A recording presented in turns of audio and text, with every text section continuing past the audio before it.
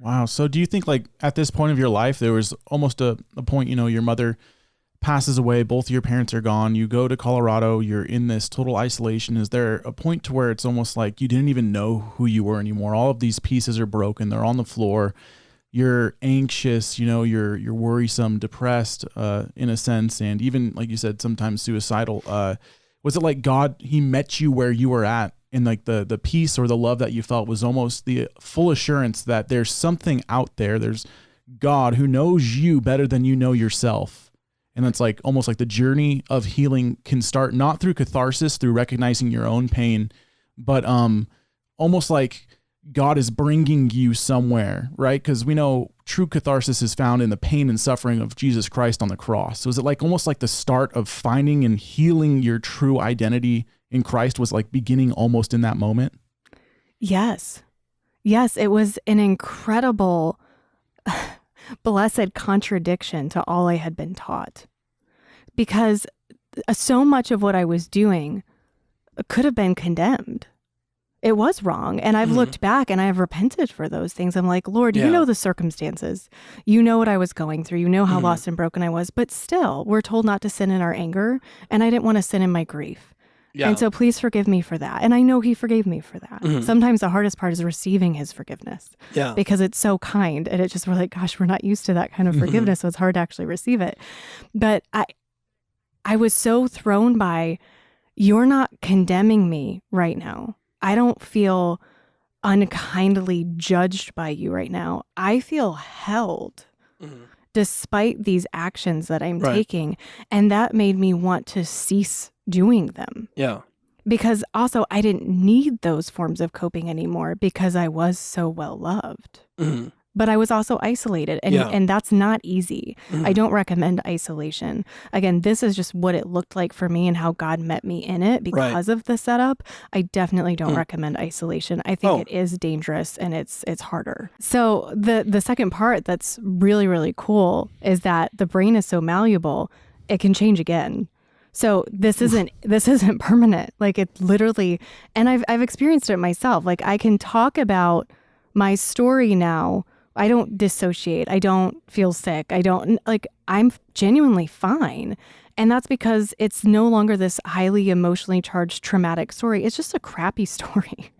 Yeah. It's just not a good story. Yeah. And honestly, the parts where I do have an emotional response would be even when you teared up about what God's done. I mean, it's so impactful. It's amazing. So that's where I actually, feel it. Yeah. And it's gratitude and it's joy. And so our brains, we can change them again. And that's part of the work of working, with someone through trauma. So the way God designed us, it's like, yeah, you can go through all this and wind up in this place, but yeah, you really are made new, and you can know that, and maybe not everything matches it right now, but we can move in that direction. And I speak to people so much about hope because it was keeping my eyes on the hope fulfilled in Christ that enabled me to go through a healing process. Otherwise, if I was focusing on everything that needed to be healed, that would have been incredibly discouraging. I don't know how anyone's going to really make it through that. Yeah. And so I talk to people about, like, we have to remember there's hope, and our eyes are set there while we're here kind of going through this stuff. We cannot forget about the hope that we have. Yeah. So there's aspects too where, you always see that science is always evolving and progressing, but you always see, it only expands on what the Bible has already revealed. So, neurology, for example, it's still in its infancy about what we're finding out about the complexities of the human brain, just in regards to, performance and trauma and all the different ways the brain shapes and how different things affect the brain. But the fact that the brain can reshape and the fact that it's malleable, it's almost confirming to the fact where it says, do not be conformed to this world, but be transformed by the renewing of your mind. And so you can apply that towards the world of occults, where it's like, don't be conformed to these deceptive recruiting techniques or being, manipulated by fear, because you're told that the world is going to end and it's going to be Armageddon, right around the corner, but be transformed by the renewing of your mind, that now you have the authentic, and you can allow to have the peace of Christ, rule in your heart, and you can see that transpire. And so that's why, we're passionate at Cultish, because we want to be able to help ex-cultists, because a lot of them, they're going through sometimes not even realizing what they're going through. I think from a psychological mental health standpoint, it's almost the equivalent of the opening scene of Saving Private Ryan. I mean, it's kind of graphic, but where you see that one guy kind of walking around aimlessly, and then he kind of picks up his arm and like walks off with it. I mean, that scene is disturbing, but it's almost like, so people who have been in an abusive situation, like they're just in an oblivious haze many a times, and they need help and understanding for sure.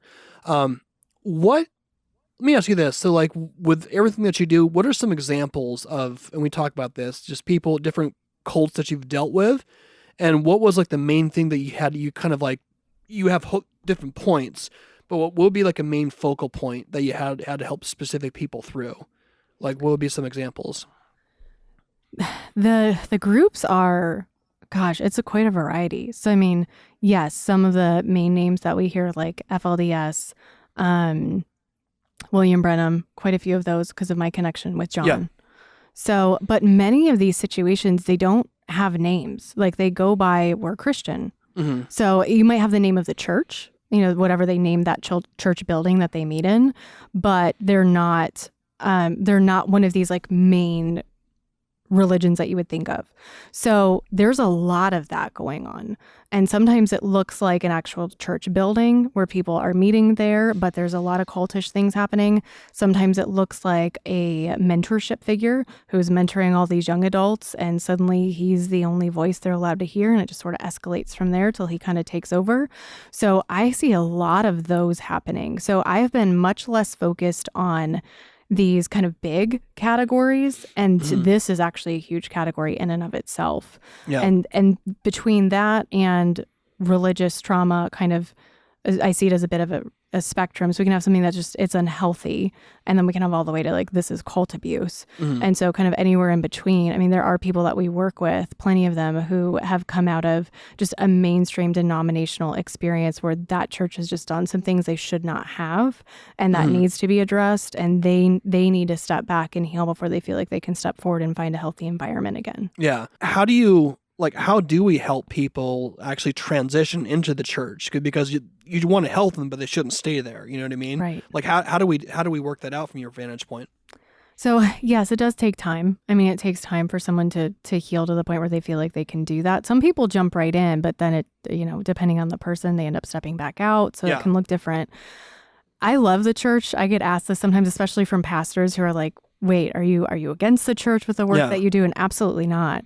I know the mess that the church is, and I still love the church, and I'm a part of it. So sure. I kind of have to, or I guess I hate myself along with everybody else, but because I fit right in, I'm a mess too. So I understand though the complexity that goes along with someone stepping into a healthy church environment. First of all, they have to believe that exists, and they also have to know how to judge if it is one, because they really may not know. They really may not know what they're looking for. Yeah. They could totally wind up in like some progressive environment or something like that, or like a UPCI church. I've known people who have done that. Or, I mean, people just, they don't understand what they're supposed to be looking at and what they're not. So I think giving people those tools is really important. But the emotional response. So you guys, to give you an example, my husband was doing some youth ministry at a church quite a few years back. And because he was on staff, there were some, expectations on me as his wife to be involved and be at certain things and stuff like that, which is common. Yeah. And I had such a strong like PTSD response, and I'm using that word appropriately. Some people don't, but I mean it. It was a true PTSD response that I genuinely felt like I was going to have a psychotic break. And I ended up getting help. I sought mental care for that. I was like, okay, I need some help. Like I am not doing well.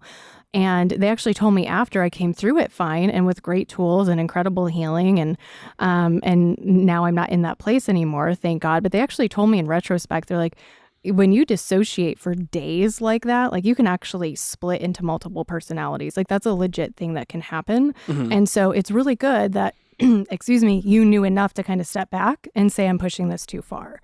So I wouldn't want to push someone where they end up in that kind of scenario. Like people need the permission to kind of step out for a minute if they have to, and then get the support they need, step back in.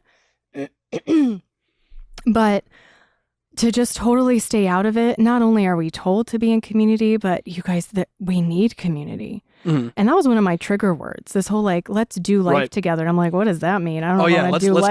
let's go get a commune together. Right? You know. Yeah. I was like, I don't want to sign up for that. So just building that trust, and again, learning to even trust that we're going to know if it's good or bad, and finding what is wise counsel. I thought these people were wise and they weren't. Right.